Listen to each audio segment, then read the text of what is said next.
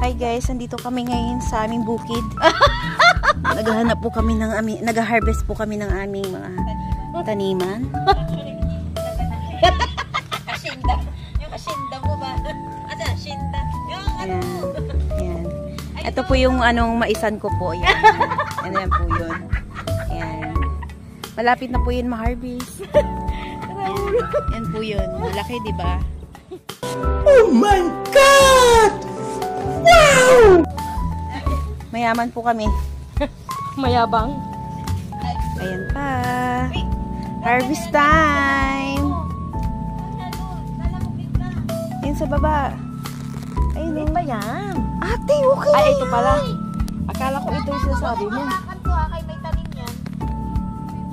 Ayun o, ang kalabasa siya. O, ayun o. O, yun na rin. Tingnan mo yung dami. May mga kalabasa yan. Oo nga. Ayan, ma'am, may mga kalabasa. May okra din kami. Ayan. Nasa labas lang siya. Pero lupa pa rin namin yan.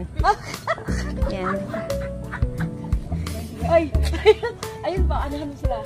Nalimusito. And laminsito. Ayan, may mga unggoy. Yan, mga magnanakaw yan eh.